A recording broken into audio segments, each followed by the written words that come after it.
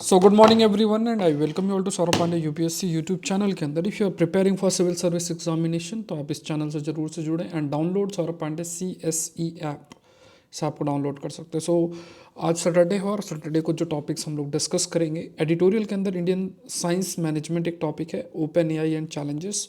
तो इस पर कुछ कॉपीराइट कंटेक्स्ट में भी डिस्कस करेंगे। इंडियन मेट्रोलॉजिकल डिपार्टमेंट 150 ईयर्स हुए हैं तो इसके बारे में भी will discuss certain points. Slim के बारे में, opioids and non steroidal anti inflammatory drugs एनसेड जो है इसके बारे में, और जो मेंस में आज आपको जो निबंध का टॉपिक दिया जाता है that will be there. So ये सारे टॉपिक्स एक एक करके we will discuss and I request each of you please आप लोग जो है नोट्स जो हैं अपने सब्जेक्ट वाइज ही बनाने हैं और ना कि आप डेट वाइज बनाएं।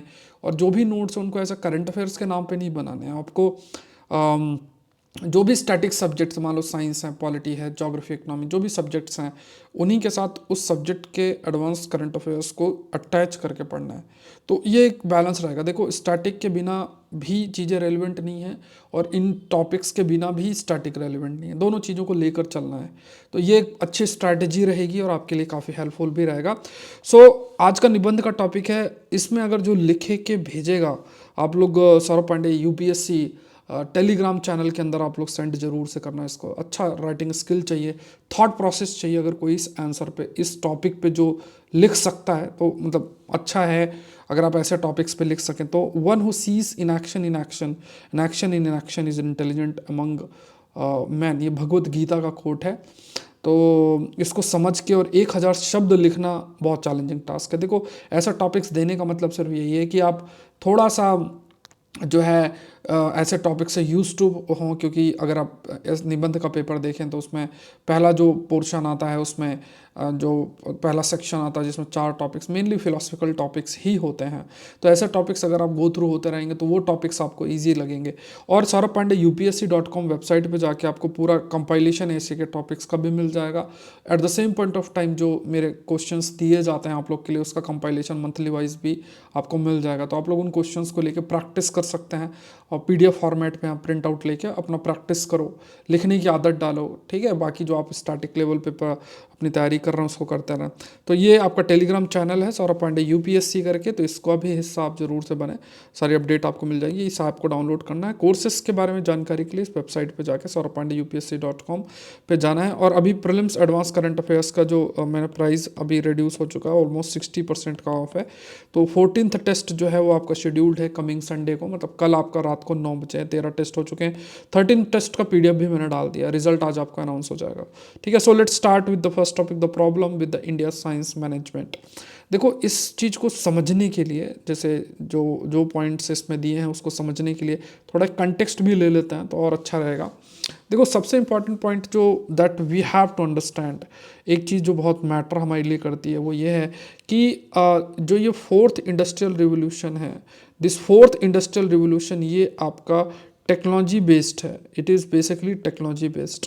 तो जो भी देश इन टेक्नोलॉजी पर आगे रहेगा, जैसे अभी मैंने कल भी आपसे डिस्कस किया था और उसमें हमने एक चीज़ डिस्कस की थी कि साउथ अमेरिका के साथ और इंडोनेशिया, ये सब न्यूज़ अभी सामने आ रही। जैसे मैंने आपसे मलुका रीजन के बारे में डिस्कस किया था और एक साउथ अमेरिका में जो पेरू देश है उसके एक पोर्ट के बारे में डिस्कस किया था। यहाँ से चाइना काफ़ी सारे रिसोर्सेस ले रहा, प्लस इंडोनेशिया का मलुका ऐसा कुछ जगह है वहाँ से निकल ले रहा है। और ये दोनों चीज़ें जो ले रहा है इलेक्ट्रॉनिक व्हीकल्स के लिए बहुत इंपॉर्टेंट है। तो और भी दूसरी चीज़ें जैसे स्पेस क्राफ्ट जब बनाते हैं या स्पेस टेक्नोलॉजी जब हम बात करते हैं, when you talk about space technology, तो स्पेस टेक्नोलॉजी के लिए भी बहुत बहुत हेल्पफुल आपका रहता है ये जो स्पेस टेक्नोलॉजी, मतलब इन सब रॉ मटेरियल्स और इन सब की आपको ज़रूरत पड़ती है।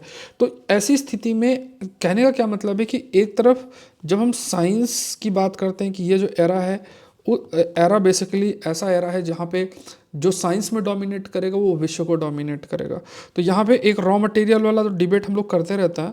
दूसरा एक इम्पॉर्टेंट डिबेट ये है वो है साइंस मैनेजमेंट पे। तो उस पर कुछ पॉइंट्स हमारे पास होने चाहिए कि जैसे मान लो आपकी कई संस्थान, जैसे अभी एक रिक्रूटमेंट आया है CSIR का, अगर आप सभी को पता हो तो CSIR के द्वारा एक रिक्रूटमेंट किया जा रहा है। अब ये जो रिक्रूटमेंट है, इस रिक्रूटमेंट की जब हम बात करते हैं, when you talk about the CSIR recruitment, तो इस रिक्रूटमेंट में अगर आप थोड़ा सा देखोगे तो इसमें जैसे जो भी पोस्ट निकली है उसमें वो बेसिकली मैनेजरियल एस्पेक्ट है, और ये लैब्स हैं जो कि भारत के जो भी भारत में रिसर्च होती है वो इसी की जिम्मेदारी होती है, मतलब CSIR की ही जिम्मेदारी होती है। बहुत बड़ी संस्थान है, और आज तो नहीं बट धीरे धीरे इसका इम्पोर्टेंस और अधिक ग्रो होगा, लोग और जानेंगे। जैसे इसरो है और DRDO को लोग जानता है, वैसे CSIR भी एक उसी पैरेलल में है, लेकिन अवेयरनेस और ज़्यादा आपकी इंक्रीज जो है होगी। लेकिन विदाउट प्रॉपर मैनेजमेंट अगर जब तक नहीं होगा प्रॉपर, तो तब तक जो जैसे हम ये माने कि साइंटिस्ट ही हर चीज़ मैनेज कर लें, क्योंकि उनका एक अलग तरीके से कार्य है, जॉब है, रिसर्च करना है, मैनेजरियल एस्पेक्ट में एक अपने तरीके के चैलेंजेस हैं। तो ये सब चीज़ें हैं। तो यहाँ पे अभी अगर देखा जाए तो ओवरऑल जो हमारा एक्सपेंडिचर है, when talk about overall expenditure, तो ओवरऑल जो expenditure, if you talk about the overall expenditure, तो जो ओवरऑल एक्सपेंडिचर है रिसर्च और डेवलपमेंट की अगर बात की जाए तो वो लगभग 0.7, you have 0.7% of the GDP है, अराउंड 0.7% है। तो 3.5% है US में, 2.4% चाइना के अंदर है। तो हमारे पास वैसे ही हम ज़्यादा खर्चा नहीं कर रहे हैं। तो एक तो ये है, तो जितना भी रिसोर्स हमारे पास है उस रिसोर्स को हमें प्रॉपर यूटिलाइजेशन बहुत करने की ज़रूरत है। अब जैसे मान लो यहाँ पे इंडियन स्पेस रिसर्च ऑर्गेनाइजेशन है, इसकी अगर नंबर देखें तो 8th है लॉन्च नंबर्स पे, और फॉरेन जो स्टार्टअप्स हैं वो तेज़ी से वर्क कर रहे हैं रीयूजेबल रॉकेट्स पे, जैसे प्राइवेट सेक्टर का पार्टिसिपेशन और सब चीज़ें हैं। और ये जो संस्थाएं हैं, इन संस्थाओं में देखो ऑटोनॉमी बहुत इंपॉर्टेंट है, इवन ह्यूमन रिसोर्स के कंटेक्स्ट में भी है। अब यहाँ पे हमें देखना है कि हाई टैलेंट की ज़रूरत है, जैसे इसरो, DRDO और इवन CSIR की बात करें तो इनमें बहुत हाई लेवल स्किल्ड लोगों की ज़रूरत होती है। साइंटिस्ट के लेवल की अगर बात करें, मैनेजरियल तो चलो जो चीज़ें हैं तो हैं ही। तो यहाँ पे अगर नहीं होगा तो क्या होता है कि कोई भी जाएगा, उसका अपना ईगो होता है। मान लो कोई यंग साइंटिस्ट है, काम करना चाहता है, कोई मैनेजरियल बड़ी पोस्ट में बैठा है, तो उसने उसकी बात नहीं मानी तो उसका करियर ख़राब कर देगा। ये एक सैडिस्ट आप कह सकते हैं कि एक थॉट प्रोसेस जो है वो होता है, और ऐसा बहुत सारे लोगों को फेस भी करना पड़ता है। तो ऑर्गेनाइजेशनल मैनेजमेंट एक बहुत इंपॉर्टेंट है, तभी जैसे फंडिंग हो या अगर कोई रिसर्च हो रही है तो उसको समझते हुए उसके इम्पोर्टेंस को और फिर प्रमोट करना चीज़ों को। तो यहाँ पे चाहे अभी देखा जाए तो अभी हमें काफ़ी इंप्रूवमेंट की ज़रूरत है न्यूक्लियर एनर्जी के एरिया में। उसके बाद जैसे रॉकेट लॉन्च के एरिया में, इस पर भी हमें काम करने की ज़रूरत है। जैसे थोरियम एम्बिशंस रिमेन, ये भी आपका जो है अनरियलाइज्ड है। अभी जैसे हम लोग यूज़ करते हैं तो उसमें यूरेनियम और इन सब का न्यूक्लियर रिएक्टर पे यूज़ करते हैं, थोरियम का यूज़ करके न्यूक्लियर रिएक्टर में हम न्यूक्लियर एनर्जी पे काम कर सकते हैं। तो इस पर भी आपको रिसर्च डेवलपमेंट पे काफ़ी फोकस करना पड़ेगा। जिनोमिक्स, रोबोटिक्स, AI की बात करें तो यहाँ भी सेम सी चीज़ है। तो अभी हम इस पर बहुत पीछे हैं, इस पर अभी आप मानो कि इसमें काफ़ी सारा रिसर्च डेवलपमेंट करना पड़ेगा। और CSIR है या इसरो है, DRDO और भी बहुत संस्थाएँ हैं जो इन एरियाज, यूनिवर्सिटीज़ हैं उनमें काम किया, तो उनका अपना ही पॉलिटिक्स चलता रहता है। क्योंकि आप कह सकते हैं कि जब तक आपका ह्यूमन रिसोर्स अच्छा नहीं आएगा तब तक चैलेंजेस जो हैं वो देखने को मिलेंगे। बाकी जैसे मान लो सरकारी लेवल पे हुआ, फंडिंग मिल जाए, बट उस फंडिंग को यूटिलाइज करने वाला भी तो होना चाहिए, कैसे यूज़ करना है तो वो भी देखना पड़ेगा। So direction and organisation of science जो है वो इनकंसिस्टेंट है, ये एक पॉइंट रखा गया है। और ज़्यादातर जैसे अभी ये भी कहा गया कि प्राइवेट सेक्टर के पार्टिसिपेशन भी इम्प्रूव करना पड़ेगा, क्योंकि प्राइवेट सेक्टर जो है वो परफॉर्मेंस पर बेस्ड होता है। तो वहाँ पे अगर आप नहीं परफॉर्म करोगे, तो अगर किसी प्रकार की गलती की जाती है तो उसमें वो लोग कदम उठाएंगे और जो है लोग निकाले जाएंगे। लेकिन यहाँ पे क्या है कि गवर्नमेंटल ब्यूरोक्रेसी होती है, गवर्नमेंट के अपने नॉर्म्स होते हैं अलग अलग तरीके से, तो उसी सारे प्रोसीजर में चीज़ें लगी रहती हैं। और इस वजह से क्या है, क्योंकि इंडिया की जो साइंस है वो बेसिकली पब्लिक सेक्टर के द्वारा डोमिनेट होती है अभी भी। तो गवर्नमेंट की हर लेवल की पॉलिसीज़ जो है साइंस को अफेक्ट करती हैं। तो अब अगर दूसरे देशों से कंपेयर करो तो नासा है या चाइना की अगर आप बात करो तो ये लोग प्राइवेट सेक्टर को बहुत प्रमोट कर रहे हैं इस एरियाज़ के अंदर। और बहुत सारे एवेन्यूज़ जो हैं AI को लेके, और जो भी अगर आप देखो तो बहुत सारी चीज़ें एक तरीके से नए अपॉर्चुनिटीज़ और डोमेन्स जो हैं वो देखने को मिल रहा है। अब चैलेंजेस अगर देखा जाए तो इंडिया का जो साइंस एडमिनिस्ट्रेशन है उसको हमें काफ़ी इम्प्रूवमेंट करने की ज़रूरत है। गुड साइंस एडमिनिस्ट्रेटर की हमें ज़रूरत है। अब यहाँ पे जैसे जो भी लोग सेलेक्ट होंगे प्रॉपर ट्रेनिंग होना चाहिए। एंड जब भी जैसे मान लो कि जैसे कोई भी प्रोजेक्ट आता है, मान लो एआई से रिलेटेड है या किसी भी से रिलेटेड अगर कोई प्रोजेक्ट है, और उस प्रोजेक्ट में अगर को हैंडल करने के लिए एक अच्छा साइंस एडमिनिस्ट्रेटर नहीं होगा, तो वो जो भी ऑब्जेक्टिव है, आउटपुट है, वो हमें नहीं मिल पाएगा। क्योंकि सिंपल सी बात है कि मान लो कोई साइंटिस्ट है, अब साइंटिस्ट मैनेज भी करे और साइंटिस्ट जो है साइंटिफिक काम भी करें, तो वो तो पॉसिबल नहीं है। इसलिए देखो, ये बहुत ज़रूरी है, बार बार मैं इस चीज़ को कह रहा हूँ कि हाई क्वालिटी और डेडिकेटेड लोग, ऐसा नहीं कि बस सरकारी नौकरी चाहिए तो मान लो साइंटिस्ट के रूप में लग गए और फिर जो है अपना जॉब, पैसा मिल रहा है और चीज़ें चल रही हैं, ऐसा नहीं होना चाहिए। तो यहाँ पे हमें देखना है कि जो भी साइंटिस्ट हैं उनमें जो उनके द्वारा काम किया जा रहा है, जो स्टेप्स लिए जा रहा है, उनको कैसे अप्रिशिएट आप कर सकते हैं, ये देखने की ज़रूरत है। और ये और ज़्यादा प्रोमिनेंट तब होगा जब प्राइवेट सेक्टर का पार्टिसिपेशन फर्दर इंक्रीज होगा, क्योंकि उससे जो साइंस एडमिनिस्ट्रेशन है वो भी काफ़ी हद तक इम्प्रूव होगा। जैसे यूएस के अंदर आप देखोगे, अभी एक एग्जांपल भी हम लोग डिस्कस करेंगे। So there is no system of all India transfer of both scientist and science administrator, only magnifies institutional capture and factionalism. ये बहुत इंपॉर्टेंट, ये भी एक बड़ी दिक्कत है ना। जैसे अब कोई बैठ गए भाई कि कोई एक एक्स सिटी से रहते हैं, वहीं पे कोई लैब है, वहीं पे काम कर रहे हैं, अब वहीं पे थोड़ा सा ऊपर पहुंच है तो उसी जगह पे बैठे रहे, धीरे धीरे अपना वर्चस्व वहाँ बनाते गए। ये एक माइंडसेट होता है, तो अपने लिए कि अपना फ़ायदा हो, घर गृहस्थी के साथ रहें और ज़्यादा इधर उधर ना करना पड़े, तो अपने फ़ायदे के लिए फिर लोग वहाँ पे पूरी चीज़ों को कैप्चर कर लेते हैं। और अगर कोई मान लो टैलेंट आएगा भी तो उसको ऐसा इग्नोर करेंगे कि उनकी जगह ना चली जाए। ये हर जगह देखने को मिलते, तो ये यहाँ भी सेम सी चीज़ें देखने को जो है आपको मिलती है। दूसरा ये भी कहा गया कि देखो, जैसे हम लोग स्टार्टिंग में हमारी स्थिति इतनी अच्छी नहीं थी, तो कुछ ऐसी संस्थाएं बनाई गई जिसमें सरकारों ने क्या किया, इक्विपमेंट्स, जो बड़े बड़े हाईटेक इक्विपमेंट्स हैं वो उनको प्रोवाइड, मान लो आईआईटीज़ हैं। अब ये क्या है कि ये चीज़ तो स्टार्ट हुई थी 60s के अंदर, लेकिन अब भी सेम सी चीज़ को फॉलो किया जाता है, सेम एस्पेक्ट को फॉलो किया जा रहा है। इट मीन्स व्हाट, कि अभी ज़रूरी ये होना चाहिए कि ज़रूरी क्या है। जैसे आई थिंक आज हमने 5M सीरीज़ में एक आई स्टेम पोर्टल डिस्कस किया था। अगर आप देखोगे ना 5M सीरीज़ में एक टॉपिक मैंने आपसे डिस्कस किया था, अगर आप कंटेंट देख लेना, आई स्टेम पोर्टल करके ये डिस्कस किया था। उसमें ये जो पॉलिसी, इस पोर्टल में क्या है कि कोई भी इक्विपमेंट अगर सरकार के द्वारा फंडेड और कहीं भी मौजूद है, तो उनकी सारी डिटेल इस पोर्टल में, वेबसाइट पे देना पड़ेगा। और कोई उन इक्विपमेंट्स को मान लो अपने रिसर्च के लिए यूज़ करना चाहता है और अप्रूव हो जाता है, तो उन इक्विपमेंट्स को यूज़ कर सकता है। लेकिन फिलहाल के लिए अभी कैसी स्थिति बनी रहती है, अभी फिलहाल के लिए ऐसी स्थिति बनी रहती है कि जैसे फॉर एग्जांपल कुछ गेट कीपर्स हैं। गेट कीपर्स का मतलब कि स्टार्टिंग में जिनको, जैसे मान लो आईआईटीज़ हो गई और ऐसे कई संस्थान हो गए, जिनको दे दिया गया कि बड़े बड़े इक्विपमेंट सिर्फ यहीं रहेंगे। अब कोई साइंटिस्ट है, कोई रिसर्चर है, ज़रूरी नहीं है कि वो इन चीज़ों को एक्सेस कर सके, तो ज़रूरी क्या है, डिसेंट्रलाइज्ड अप्रोच को जो है फॉलो किया जाए। अब यूएस की बात किया जाए तो यहाँ पे भी जो है लैब्स हैं, खास तौर से when you talk about these labs, ये पूरे तरीके से यूनिवर्सिटी इकोसिस्टम से जुड़ी हैं और साइंटिस्ट के द्वारा रन किए जाते हैं। और इसमें सबसे इंटरेस्टिंग चीज़ क्या होता है, उन्हीं साइंटिस्ट में बहुत ही यंग एज में जो साइंटिस्ट होते हैं उन्हें उनको एडमिनिस्ट्रेटिव रोल के लिए सेलेक्ट कर लिया जाता है। तो उन्हीं को थोड़ा सा नरिश किया, मतलब उनको टैलेंट को यूज़ किया जाता है, उनको कैसे आगे बढ़ाया जाए, और वही फिर साइंस का एडमिनिस्ट्रेशन को रखता है। अब सपोज कोई हिस्ट्री ज्योग्राफी पढ़ के और जो है मान लो कि साइंस एडमिनिस्ट्रेटर के रूप में विदाउट ट्रेनिंग काम कर रहे हैं, तो वो बहुत मुश्किल होगा चीज़ों को समझ पाना। एक साइंटिस्ट का पर्सपेक्टिव डिफरेंट होगा और हम तो हिस्ट्री ज्योग्राफी पढ़ के आए हैं, तो हमारा पर्सपेक्टिव डिफरेंट होगा।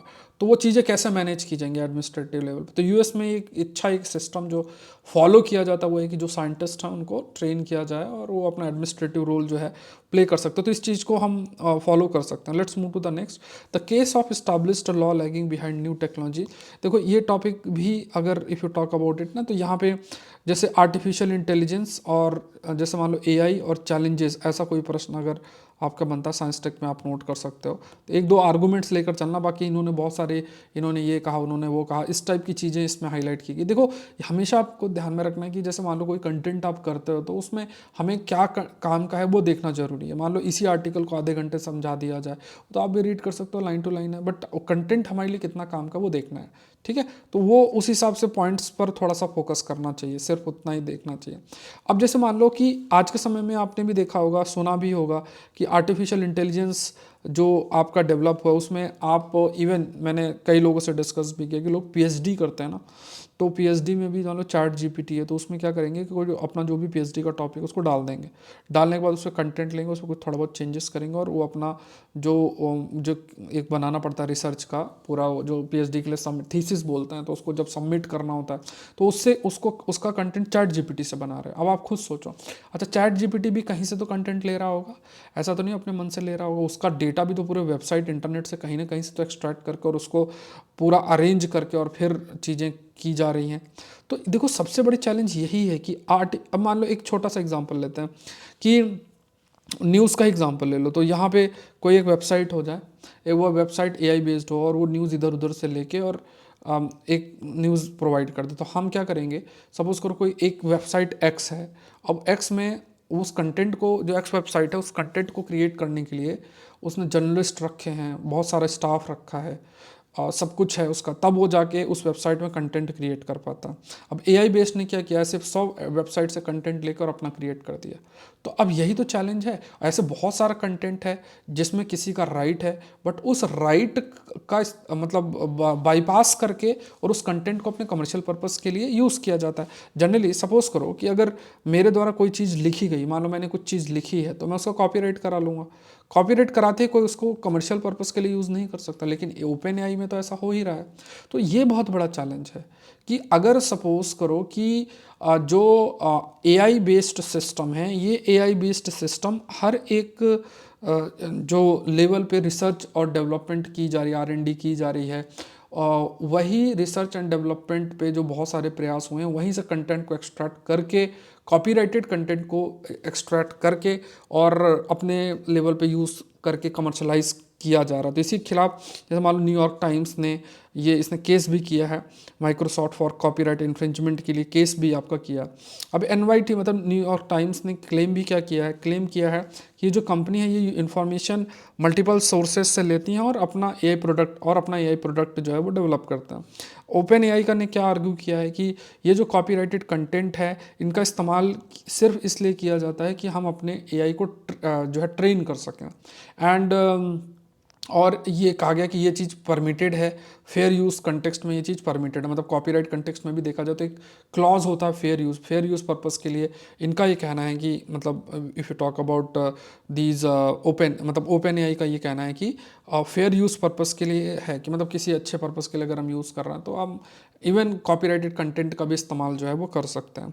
अब ये बहुत इंटरेस्टिंग आर्गूमेंट ये है, ये बहुत इंटरेस्टिंग आर्गूमेंट है कि अभी जो बैटल देखने को मिल रही है वो क्या है, इंफॉर्मेशन जनरेटेड मतलब इंफॉर्मेशन जनरेटेड बाय एआई और labour intensive human news gathering, ये एक बैटल चलेगी। जैसे आप खुद देखो कि एक तरफ क्या 100 वेबसाइट से कंटेंट लेकर अपना एक प्रोडक्ट बना दिया, और एक क्या है कि वेबसाइट में जो कंटेंट लिया जा रहा है वो बहुत मतलब जर्नलिस्ट जा रहे हैं और न्यूज़ ला रहे हैं, उसमें भी चीज़ों को देखना, इंटरव्यू लेना और फिर कंटेंट आपका आ रहा है। सो ये चीज़ देखना पड़ेगा। तो टेक्नोलॉजी ने अलाउ क्या कर दिया है, टेक्नोलॉजी ने तो ये अलाउ कर दिया है कि तुरंत किसी भी तरीके से फटाफट कंटेंट को इधर उधर से एक्सट्रैक्ट करके यूज़ किया जा सकता है। तो टेक्नोलॉजी तो ये है, बट लॉ अभी उस टेक्नोलॉजी को किस तरीके से रेगुलेट किया जाए, तो उसके लिए वो लॉ एग्जिस्ट नहीं करता है उस पर्पस के लिए। तो ये बहुत इंपॉर्टेंट है कि अभी जो एआई बेस्ड, जैसे ये भी एक प्रकार के टेक्नोलॉजी है, और वो जो चैलेंजेस लेकर आ रहा है इंटेलेक्चुअल प्रॉपर्टी राइट्स वाले लॉ में, तो इनमें तुरंत बदलाव करने की ज़रूरत है, चेंजेस करने की ज़रूरत है, जिससे कि जो लेबर इंटेंसिव या फिर ह्यूमन के द्वारा जो जनरेटेड कंटेंट है उसका भी अप्रिसिएशन हो, at the same point of time उस कंटेंट जो कॉपीराइटेड कंटेंट है उसका इन्फ्रिंजमेंट ना हो, ऐसा देखना पड़ेगा। और इवन मान लो यूज़ भी होता है, तो जिसका यूज़ होता है या जिसके द्वारा प्रोवाइडेड कंटेंट का इस्तेमाल होता है, डेटा का इस्तेमाल होता है, उसको प्रॉपर कंपनसेशन को प्रोवाइड करना ये ज़रूरी बन जाता है। तो ये एक चैलेंज आप हाईलाइट कर सकते हैं कि फ्यूचर के अंदर या अभी ये जो चैलेंज है वो देखने को मिल रहा है। नेक्स्ट देखते हैं, इंडियन मेट्रोलॉजिकल डिपार्टमेंट से रिलेटेड है, तो इसके 150 साल हुए हैं, तो ध्यान रखना, अभी तो नहीं पूछेंगे, लेकिन जब 151-52 साल होंगे ना तब इसके ऊपर कुछ प्रश्न पूछ लेंगे, जैसे इंडिया की जो ऑर्गेनाइजेशंस हैं उन पे, उनसे रिलेटेड जो आपको लिखना होता है जीएस पेपर 2 के अंदर, तो वहाँ पे आप मतलब वहाँ पे प्रश्न आपके लिए फ्रेम हो सकता है। सो यहाँ पे अगर देखा जाए तो when you talk about IMD की अगर बात की जाए तो ये इस्टेब्लिशमेंट कब हुआ, 1875 के अंदर। एंड यहाँ पे ये प्रिंसिपल गवर्नमेंट एजेंसी है जो कि मेट्रोलॉजी से रिलेटेड जो है, मेट्रोलॉजी से रिलेटेड जैसे मौसम और इन सब से रिलेटेड जो चीज़ों को देखने का काम इसी का रहता है। जैसे मौसम के बारे में आपकी फॉरकास्टिंग प्रोवाइड करना, ये एक बड़ा रहता है। जैसे क्योंकि देखो जैसे मान लो एग्रीकल्चर एक्टिविटी, इरिगेशन, शिपिंग, ये बहुत सारी चीज़ें हैं जो कि मेट्रोलॉजी पर काफ़ी अधिक निर्भर करती, मौसम की फॉरकास्टिंग पर काफ़ी अधिक रहती हैं। जैसे मान लो साइक्लोन्स आ रहे हैं या डस्ट स्टॉर्म आ रही है या हैवी रेन्स आ रहा है, ऐसी कोई भी स्थिति है तो उसको पहले से फॉरकास्ट कर देना। तो ये एम भी है मेट्रोलॉजिकल डिपार्टमेंट का, ये ऑब्जेक्टिव भी है, ये भी आपको ध्यान में रखना है। उसके अलावा ये भी कहा गया कि statistics required for agriculture, water resource management, industries, oil exploration और दूसरे नेशनल बिल्डिंग एक्टिविटीज़ के लिए, तो इनसे रिलेटेड जो भी मेट्रोलॉजिकल स्टैटिस्टिक्स हैं उसको प्रोवाइड करना ये भी ज़रूरी है। फिर किस मेथड के माध्यम से ये जो मेट्रोलॉजी से रिलेटेड चीज़ों को किया जा सके, ठीक है, मेट्रोलॉजी मतलब मौसम और इन सब से रिलेटेड क्या क्या मेथड लेकर आया जा सकता है जिससे एक बेटर और अच्छा जो फॉरकास्टिंग, इफेक्टिव फॉरकास्टिंग की जा सके। तो उस रिसर्च और डेवलपमेंट पे भी काम करना, ये भी इसका ऑब्जेक्टिव। तो ये थोड़े पॉइंट्स याद रखना है कि आखिर जो रोल है आईएमडी का वो क्या क्या आपके रोल होते हैं। अब देखो ये जो कॉलम है उसमें क्या लिखा है, पहला कि इंडिया का जो मेट्रोलॉजिकल डिपार्टमेंट है 150 ईयर हो चुके हैं इसमें। एंड आज की स्थिति देखा जाए तो क्लाइमेट को पूरा देखना, साइक्लोन्स से फॉग से लेके हर एक चीज़ों को, मतलब इवन साउथ वेस्ट में जो मानसून है उसमें क्या चेंजेस आ रहे हैं, डेवलपमेंट आपका हो रहा है। तो इन सारी स्थिति को एनालाइज करना और फॉरकास्ट करना ये एक बड़ी जिम्मेदारी आपकी इंडियन मेट्रोलॉजिकल डिपार्टमेंट की है। तो ब्रिटिश एडमिनिस्ट्रेशन वो अपने रेवेन्यू के ऊपर कंसर्न थे, तो उन्हें ये चीज़ पता थी। जैसे मान लो कोई हमारे किसान ही हैं, अब किसान कुछ चीज़ उगाते हैं तो अगर उन्हें एक जानकारी होगी कि कब बारिश होनी कब नहीं होनी है, सूखा कब पड़ेगा या वाटर रिसोर्स होगा नहीं होगा, तो उस हिसाब से वो अपने क्रॉपिंग के प्लानिंग कर सकते हैं। क्रॉप प्लानिंग होगी, अगर चीज़ें ग्रो करेंगी तो रेवेन्यू जनरेट होगा, इससे ब्रिटिशर्स को फ़ायदा होगा। तो आईएमडी का गठन भी इसी पर्पस के लिए आपका जो है किया गया है। तो ह्यूज अमाउंट ऑफ डेटा को कलेक्ट किया जाता है। जैसे जब से गठित की गई है तब से इसका डेटा तो काफ़ी सारे लेवल पे किया ही जा रहा। और यहाँ पे ये भी कहा गया कि जो भी डेटा है अब उस डेटा को और एक्यूरेट होने की ज़रूरत है। जैसे पहले के टाइम पे ऐसे रहता था ना कि जैसे मान लो एमडी ने बोला बारिश होनी है तो उस दिन बारिश नहीं होती थी, मतलब उल्टा ही चीज़ें चलती थी, ऐसा मतलब पहले के टाइम पे होगा। बट अब आप देखोगे तो चीज़ों में काफ़ी अधिक एक्यूरेसी है। अब कई सारे डेटा को स्टडी किया गया by council on energy, environment and water, उसने मानसून के ट्रेंड को भी एग्जामिन किया 1982 से लेकर 2022 में। और इसमें कहा गया कि 55% ऑफ इंडिया रफली 4,400 जो तहसील्स हैं इसमें मानसून रेनफॉल आपकी इंक्रीज़ कर रही है और 11% जो है डिक्रीज़ देखने को मिल रहा है। मतलब यहाँ पे क्या है, फ्लक्चुएशन बहुत अधिक है। जैसे अगर सपोज करो कि आप ये कह दो कि भारत में जो रेनफॉल है वो इतनी है, तो इससे क्या फ़ायदा होगा। हमें देखना है कि जैसे जो एक्टिविटीज़ हैं, डिफरेंट एक्टिविटीज़ जिनके लिए हमें वेदर फॉरकास्टिंग की ज़रूरत होती है, वो तो एक तहसील लेवल पे, विलेज लेवल पे देखने को मिलता है। तो अगर हम उस तहसील या डिस्ट्रिक्ट लेवल पे फॉरकास्टिंग कर दें कि अच्छा इस जगह पे बारिश होगी, जैसे आज के टाइम पे हो जाता है ना कि आपके शहर में बारिश होगी या नहीं होगी, उसकी जानकारी आपको मिल जाएगी, तो आप उस हिसाब से अपनी एक्टिविटी को प्लान कर सकते हो। तो ऐसी स्थिति हम कैसे लेकर आए वो बहुत इंपॉर्टेंट बनता है। सो जैसे south west monsoon accounts for nearly 76% of India's annual rainfall and 11% आपका नॉर्थ ईस्ट मानसून से है। इंडिया का जो मानसून है इसमें लॉन्ग ड्राई स्पेल्स देखने को मिलता है। इस नेचर को हम पल्सेटिंग नेचर भी, हम ये शब्द भी इस्तेमाल कर रहे हैं। और जिस तरीके से ग्लोबल वार्मिंग हो रही है तो जो साइक्लोन्स का क्रिएशन है, जो रेनफॉल एक्टिविटी का क्रिएशन है अरेबियन सी के अंदर, वो भी आपका उस पर भी चेंजेस आ रहे हैं। Frequency of cyclone creation Arabian Sea के अंदर भी काफ़ी तेज़ी से जो है आ रहे हैं, मतलब साइक्लोन क्रिएशन। तो इन सब चीज़ों को अंडरस्टैंड करते हुए वैसे काम किया भी जा रहा है, ऐसा नहीं कि काम नहीं किया जा रहा, काम किया भी जा रहा था, और कैसे उसको इम्प्रूव करें ये देखना जरूरी, जिससे कि जैसे एक डिसेंट्रलाइज्ड वे में जो फॉरकास्टिंग है बेटर तरीके से हो सके। Revenue extraction guided colonial interest in weather at the regional level, such analysis have a new contemporary relevance. तो रीजनल एनालिसिस पे बहुत फोकस करने की जरूरत है, ये एक पॉइंट हाईलाइट किया, जैसे मैंने आपको अभी हाईलाइट भी किया कि क्योंकि रीजनल एनालिसिस अब किसी गांव देहात इलाके में या किसी तहसील के अंदर अगर क्या रेनफॉल की स्थिति है, क्योंकि जो भी एक्टिविटीज़ हैं वो वहीं से डिटरमाइन होंगी। और इसके लिए देखा जाए तो इसके मतलब अगर सपोज करो रीजनल या सब डिस्ट्रिक्ट फॉरकास्ट अगर हम देखने को अगर हम देखते हैं, मान लो कदम भी उठाए जा रहे हैं, तो इससे कई सारे जो स्पेसिफिक प्लान्स हैं, अब जैसे क्लाइमेट चेंज को टैकल करने के लिए, अडाप्ट करने के लिए हम कुछ प्लान को डेवलप करना चाहते हैं, तो उस प्लान को अगर आप डेवलप कर रहे हो तो जानकारी होना तो ज़रूरी है। फॉर एग्जांपल कि इधर बारिश होनी है नहीं होनी है, सूखा होना है, पानी है कि नहीं है, तो उस तहसील लेवल पे, डिस्ट्रिक्ट लेवल पे अगर आपको जानकारी है तो उसी हिसाब से वो डिसेंट्रलाइज्ड प्लानिंग की तरफ भी हम प्रोसीड कर सकते हैं और क्लाइमेट चेंज से लड़ने में भी हमारी काफ़ी मदद होगी। Let's move to the next, that is Japan unmanned spacecraft is on the moon. तो यहाँ पे मैंने एक टॉपिक आपसे ऑलरेडी पहले भी डिस्कस किया है, दैट इज स्लिम। स्लिम के ऊपर हमने ऑलरेडी डिस्कस किया है, तो ये आपका साइंस का टॉपिक है, this is related with science. ठीक है, 5 AM सीरीज ऑलरेडी अपलोडेड है, सेशन लाइव देख रहे हैं, लाइक बटन जरूर से प्रेस करें, उसमें ज़्यादा आपको समय नहीं लगेगा। लाइक प्रेस जरूर से जो है प्रेस करें, सेशन को शेयर भी जरूर से करें, ये सब चीज़ें जो है आपकी छोटी सी जिम्मेदारी बाकी रहती है। बाकी देखो कंटेंट आपको मिल ही रहा है अच्छे तरीके से, तो आप कंटेंट अपना जो भी है नोट डाउन करें, पीडीएफ आपको मिलेगा। अब कुछ समय, अभी तो चलो नोट्स बनाते जाओ, बट कुछ समय आएगा जिसमें आपको बहुत ज़्यादा इंटेंसिफाइड आपको थोड़ा सा और प्रीलिम्स की तरफ रहेगा, तो आपको ये रहेगा कि नोट्स बनाओ कि नहीं बनाओ, तो कुछ नहीं करना उसमें। सेशन आप लोग देखो, फास्ट फॉरवर्ड करके पीडीएफ में डाल दूंगा, उस पीडीएफ को सेव कर लो, अपना अंडर जब भी टाइम मिला अपना अंडरलाइन कर लेना।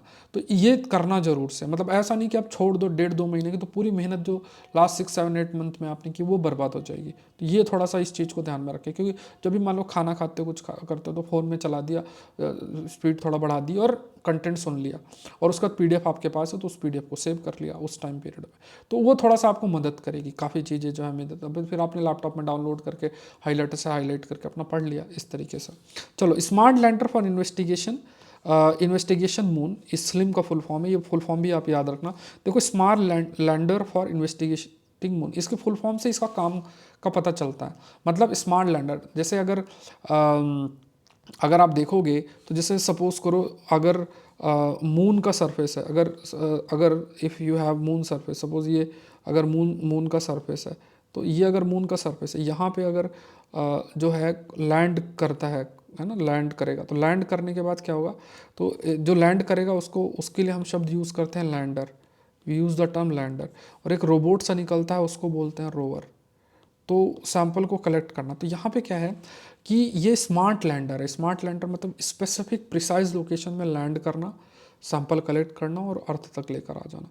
तो देखो, ये मून पे एक आप कह सकते हो कि बहुत सारे रिसोर्सेज भी हैं, रियल मेटल्स भी हैं, हीलियम जैसी चीज़ें भी हैं, तो उनको कैसे हम यूज़ कर सकते हैं अपने ग्रोथ और डेवलपमेंट के लिए, ये है। फिर टूरिज्म वाला भी एरिया एक ओपन आपका हो रहा है, तो उन सबसे रिलेटेड टेक्नोलॉजी की टेस्टिंग भी इसके माध्यम से हो जाएगी। तो smart lander for investigating moon, ये Japanese we can say Japanese aerospace exploration agency, मतलब ये आपका जापान की जो एजेंसी है, जैसे हमारी इसरो है वैसे उनकी जाक्सा है, तो उसके द्वारा ये आपका कराया गया है, मतलब ये लॉन्च किया गया है।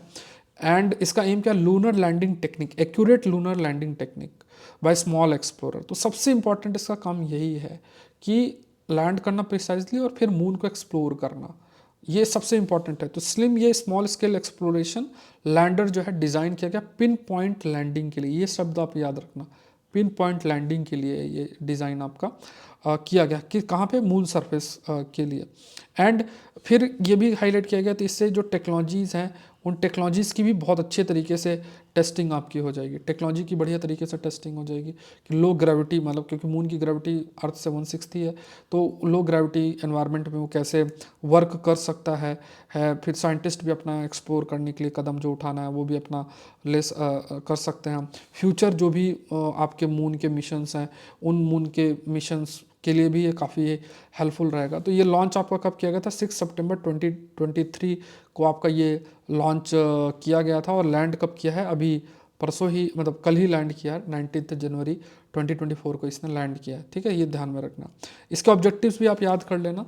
और यहाँ पे क्या है कि मिशन जो हाईलाइट की गई है कि किस तरीके से अलग अलग जो जो भी मतलब मून है, दूसरे प्लैनेट्स हैं, उनके एक्सप्लोरेशन में इस क्योंकि टेक्नोलॉजिकल एक टेस्टिंग हो जाती है ना कि अच्छा ये टेक्नोलॉजी से ऐसे लैंडिंग करके ये चैलेंजेस उसको मीट किया जा सकता है, तो वो टेस्टिंग सारी हो जाती है। तो मून को एक्सप्लोर करना, दूसरे प्लैनेट्स को एक्सप्लोर करना फ्यूचर मिशन के लिए पॉसिबल हो जाएगा कि क्योंकि एक टेक्नोलॉजी टेस्ट होगी, उस टेक्नोलॉजी को दूसरे भी इस्तेमाल जो है वो करने लग जाएंगे। फिर एक्यूरेट लूनर जो लैंडिंग टेक्निक है वो डेवलप करना, ये भी एक फोकस आपका किया गया है। मून को की स्टडी पे फोकस करना, दूसरे प्लैनेट की स्टडी जो है उसको फोकस आपका करना।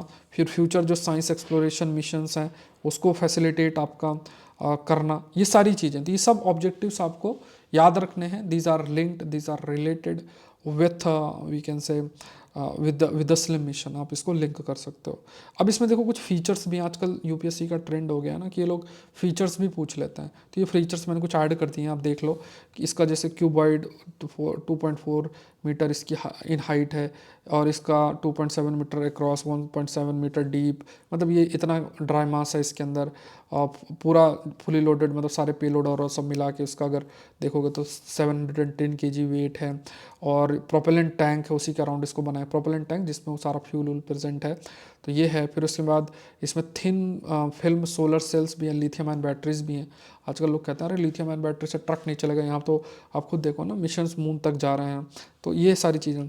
तो यहाँ पे रडार सिस्टम भी अपने साथ ये रहेगा, फिर मल्टी बैंड कैमरा भी रहेगा मिनरल्स को एक्सप्लोर करने के लिए, फिर small laser retro reflector array भी आपका रहेगा। फिर उसके बाद क्रशेबल एल्यूमिनियम फोम भी होगा, जैसे मान लो जब लैंड करेगा तो एक फोम भी है जिससे कि इम्पैक्ट रिड्यूस हो। तो ये इसके फीचर्स याद रख लेना, ठीक है। तो ये सब चीज़ें उसमें प्रेजेंट रहेंगी, तो ये कुछ फैक्ट्स भी आपको आइडिया होना चाहिए, ठीक है। Understanding the body perception of pain key to evolving new drugs, तो यहाँ पे ये साइंस के अंदर थोड़ा सा प्रीलिम्स का लिख लेना कि अभी हाल में ही नसैड न्यूज़ में था, तो ये क्या है, तो ये basically opioid and non steroid anti inflammatory drug NSAID, तो ये बेसिकली यूज़ होती है पेन किलर के रूप में, ठीक है। तो इसमें अभी जो नोबेल लॉरेंट हैं उन्होंने, जैसे डेविड जूलियस है, उन्होंने कहा कि इवन कल्चर जो संस्कृति है वो भी जो पेन के सेंसेशन को अफेक्ट करती है। अब इस पर ज़्यादा कुछ आएगा तो डिस्कस करेंगे। तो ये दवा के बारे में मैंने कुछ पॉइंट्स ऐड कर लिए हैं कि ये कॉमन ड्रग है जो पेन को ट्रीट करने के लिए इस्तेमाल करती है। अब ये इसकी फंक्शनिंग हमें याद नहीं रखनी, ऑल्दो मैंने 2 पॉइंट्स याद ऐड कर दिए हैं इसमें, लेकिन अभी फंक्शनिंग नहीं कि वो किस रिसेप्टर से जुड़ता है और कैसे कार्य करता है। तो यहाँ पे जैसे जो ये ओपोइड रिसेप्टर है जीवन प्रोटीन से जुड़ता है, मतलब ये सारी, फिर वो पेन को रिड्यूस करने में मदद करता है। तो ये इतना हमें नहीं करना, बस आपको ये ध्यान रखना है कि NSAID जो है बेसिकली अभी न्यूज़ में था, तो ये क्या है, ठीक है। निबंध का टॉपिक देख लो, one who sees in action and action in action is intelligent among man. लिखने की आदत डालो, 1000 शब्द में ऐसे का टॉपिक है। कोई क्वेरी है तो आप मुझे इस नंबर पे मैसेज करें, ठीक है। तो ये ध्यान में रखना है, ये मैसेज जरूर से करें। आप Saurabh Pandey UPSC.com website visit कर सकते हैं, इसमें डेली आंसर राइटिंग प्रैक्टिस के लिए आपको ये क्वेश्चन मिल जाएंगे। पुराने क्वेश्चंस की PDF भी अपलोडेड है, तो सर्च करना, डाउनलोड कर लेना, फ्रीली अवेलेबल है। वीकली आंसर राइटिंग प्रैक्टिस भी है, मंथली मैगजीन भी है। उसके बाद GS रिपोर्टर, GES रिपोर्टर जो जोग्राफी एनवायरमेंट साइंस का कंपाइलेशन, वो भी आपके पास है। तो हिंदू के जितने भी कंटेंट है उसका कंपाइलेशन भी आपके पास है। ये सब चीज़ें, पॉइंटर करंट अफेयर का कंपाइलेशन, सब कुछ आपको इसको वेबसाइट और इस ऐप में, सौरभ पांडे CSE ऐप और सौरभ पांडे UPSC.com वेबसाइट पर मिल जाएगा, ठीक है। तो ये आप ध्यान रखना, ये मैगजीन मिस नहीं करना, इसको रीड करने की हैबिट बना लो। सारा कंटेंट कंपाइल्ड, आपको बस पलट के देखना। अगर आप हिंदू सेशन देखते हो तो कुछ करने की जरूरत आपको नहीं पड़ेगी। अभी टेस्ट सीरीज आप जरूर से जुड़ें, और अभी आपका प्रीलिम्स मेंटरशिप की क्लास भी आज 11:30 बजे शेड्यूल्ड है। UPSC prelims test series advance current affairs में ये भी आपका है। तो इसका 14th टेस्ट हमारा संडे को है, तो अभी इसमें भी 60% ऑफ है आपका, तो इसका भी आप लोग बेनिफिट उठा सकते हैं। वेबसाइट पर जाके आपको लिंक मिलेगा, लिंक पे क्लिक कर देना है, बाकी सारे ऑप्शंस आपको सामने दिख जाएंगे। ये है तो, और मेंटरशिप प्रोग्राम की आज क्लास है आपकी 11:30 बजे, ठीक है। तो ये आप देख लेना। और एग्रीकल्चर ऑप्शनल जो है वो क्लासेस चल ही रही हैं, ये सब है। मेंटरशिप प्रोग्राम से रिलेटेड डिटेल मैंने पहले भी डिस्कस कर रखी है, पहले के सेशंस आप गो थ्रू हो सकते हैं। लेकिन जो ज्वाइन करे तो आपको मेल करना है मुझे ये सारी डिटेल, बाकी सबको मैंने मेल कर दिया है कि आपके क्या सोर्सेस हैं जिस पर हम काम करेंगे। फिलहाल के लिए आई एम ऑल्सो प्लानिंग कि आपको एक लिंक शेयर होगा, लिंक शेयर 1 या 2 दिन के अंदर, जिसमें आप लोग जुड़ के और अपनी पढ़ाई कर सकते हैं, आई कैन मॉनिटर दैट। तो वो भी आपको शुरुआत जो है जल्द से जल्द हो जाएगी।